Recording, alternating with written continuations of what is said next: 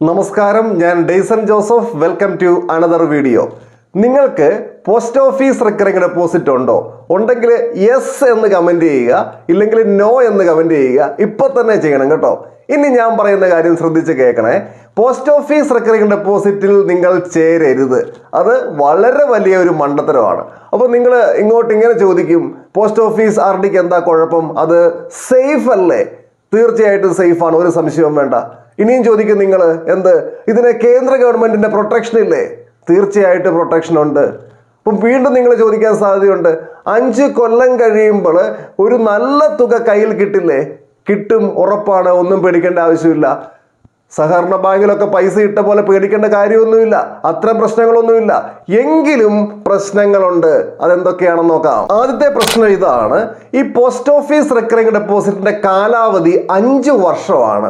ഈ ഒരൊറ്റ സ്കീം മാത്രമേ പോസ്റ്റ് ഓഫീസിൽ ആർ ഡിയുടേതുള്ളൂ, അല്ലാതെ വേറെ പല കാലാവധിയുള്ള സ്കീമുകളൊന്നും പോസ്റ്റ് ഓഫീസിൽ ലഭ്യമല്ല. ഈ 5 വർഷം എന്ന് പറയുന്നത് ഒരു ലോങ് ടേം ആണ്. എന്ന് പറഞ്ഞു കഴിഞ്ഞാൽ ഒരാൾ പോസ്റ്റ് ഓഫീസ് ആർ ഡിയിൽ ചേർന്ന് കഴിയുമ്പോൾ അയാൾ റെഡിയാണ്. എന്തിന്? 5 വർഷം വരെ കൃത്യമായിട്ട് പണം നിക്ഷേപിക്കാൻ അയാൾ തയ്യാറായിട്ടിരിക്കുക. ഞാൻ നേരത്തെ പറഞ്ഞു, ഈ 5 വർഷം എന്ന് പറയുന്നത് ഒരു ലോങ് ടൈം ആണ്. ഇങ്ങനെ 5 വർഷത്തേക്ക് എല്ലാ മാസവും കൃത്യമായ ഒരു തുക നീക്കി വെക്കാൻ സാധിക്കുന്ന ഒരു വ്യക്തി അത് ആർ ഡി പോലെയുള്ള ഒരു സ്ഥലത്ത് കൊണ്ടുപോയിട്ട് സൂക്ഷിച്ച് വെക്കുകയല്ല വേണ്ടത്, സേവ് ചെയ്യുകയല്ല വേണ്ടത്, മറിച്ച് ആ തുക ഇൻവെസ്റ്റ് ചെയ്ത് റിട്ടേൺ ഉണ്ടാക്കുകയാണ് വേണ്ടത്.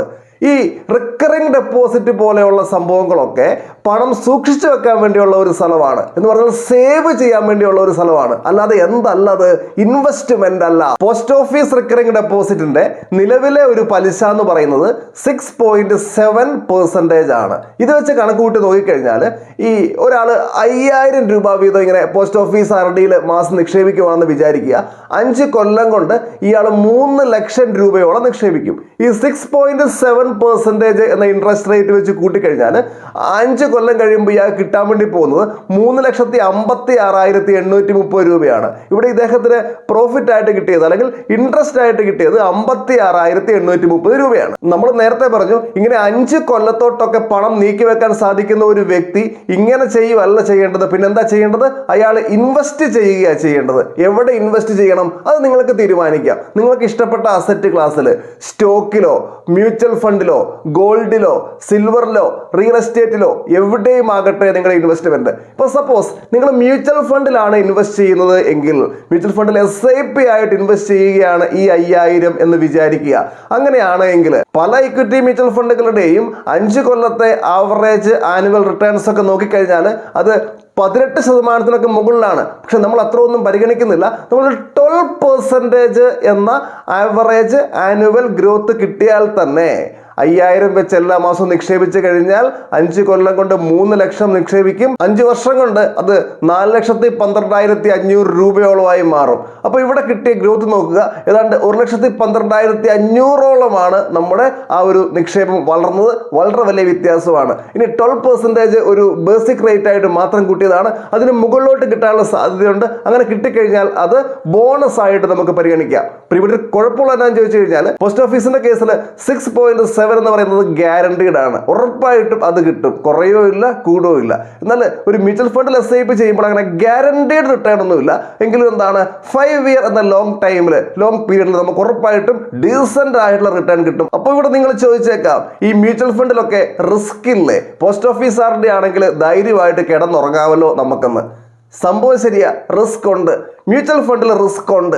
അതുകൊണ്ടാണ് ഞങ്ങൾ എല്ലായ്പ്പോഴും പറയാറുണ്ട്, ഷോർട്ട് ടൈമിൽ നമുക്ക് ആവശ്യമുള്ള പൈസ എവിടെ കൊണ്ട് ഇടരുത്, മ്യൂച്വൽ ഫണ്ടിൽ കൊണ്ടുപോയി ഇടരുത്.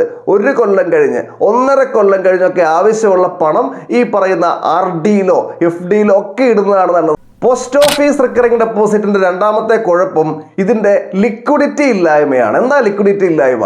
നമ്മൾ നേരത്തെ പറഞ്ഞു 5 വർഷമാണ് ഇതിന്റെ പീരീഡ് എന്ന് പറയുന്നത്. 5 കൊല്ലം ആകുന്നതിന് മുമ്പ് നമ്മൾ പിൻവലിക്കാൻ പോയി കഴിഞ്ഞാൽ വളരെ ബുദ്ധിമുട്ടാണ്. 3 വർഷത്തിന് മുമ്പ് വിഡ്രോ ചെയ്യാൻ പോലും പറ്റില്ല.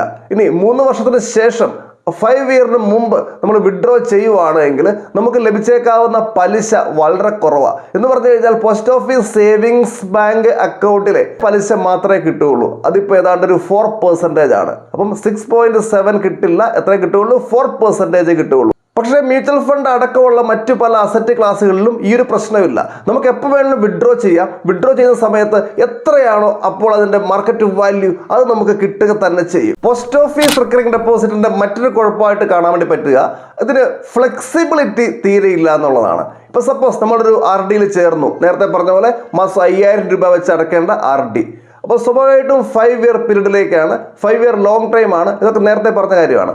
അപ്പോൾ ഓരോ വർഷം കഴിയുന്നതോറും നമ്മുടെ എന്ത് കൂടും, ഇൻകം വർദ്ധിച്ചു വരും. അപ്പോൾ ഇൻകം വർദ്ധിക്കുന്നതനുസരിച്ച് RD എമൗണ്ട് വർദ്ധിപ്പിക്കണമെന്ന് നമ്മൾ വിചാരിച്ചു കഴിഞ്ഞാൽ അത് നടക്കുകയില്ല. 5 വർഷം വരെ നമുക്ക് ഈ 5000 വെച്ചാണ് പേ ചെയ്യാൻ വേണ്ടി പറ്റുക. പക്ഷെ പല ബാങ്കുകളും ഫ്ലെക്സിബിൾ ആയിട്ടുള്ള എന്ന് പറഞ്ഞു കഴിഞ്ഞാൽ നിക്ഷേപ തുകയിൽ മാറ്റം വരുത്താവുന്ന രീതിയിലുള്ള RDകളൊക്കെ ഓഫർ ചെയ്യുന്നുണ്ട്.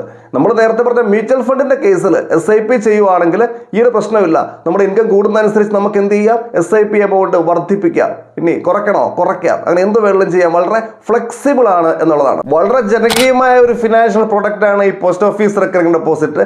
അത് മോശമാണ് എന്ന് പറയുകയല്ല ഞങ്ങൾ ഇവിടെ ചെയ്തത്. പക്ഷെ അതിന് ഇങ്ങനെയുള്ള ചില പോരായ്മകളുണ്ട്. ശരിക്കും ഇവിടെ ഒരുപാട് മാറ്റങ്ങൾ വരുത്തേണ്ടതായിട്ടുണ്ട്.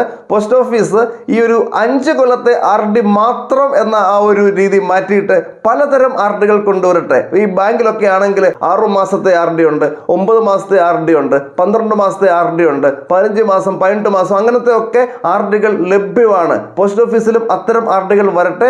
നമ്മുടെ ഷോർട്ട് ടൈം ഗോളുകൾ അച്ചീവ് ചെയ്യുന്നതിന് വേണ്ടിയുള്ള, ഇപ്പൊ സപ്പോസ് 1 വർഷം കഴിയുമ്പോൾ നിങ്ങൾക്ക് ഒരു മൊബൈൽ ഫോൺ വാങ്ങണം, അതിനുവേണ്ടി ഫണ്ട് കണ്ടെത്തണം, അതിനുവേണ്ടിയൊക്കെയുള്ള ഫണ്ട് കണ്ടെത്താൻ വേണ്ടി RDകളൊക്കെ മികച്ചതാണ്. ആ കാര്യത്തിൽ ഒരു സംശയമില്ല. പക്ഷേ ലോങ് ടൈമിലേക്ക് പണം ഇൻവെസ്റ്റ് ചെയ്യാൻ വേണ്ടി യോജിച്ച ഒരു പ്രൊഡക്റ്റ് അല്ല RD എന്ന കാര്യം മറക്കാതിരിക്കുക. ഈ ഒരു വിഷയവുമായി ബന്ധപ്പെട്ട് നിങ്ങളുടെ അഭിപ്രായങ്ങൾ തീർച്ചയായിട്ടും കമന്റ് ചെയ്യുക. മറ്റൊരു ദിവസം മറ്റൊരു വിഷയവുമായി നമുക്ക് വീണ്ടും കണ്ടുമുട്ടാം. എല്ലാവർക്കും നന്ദി.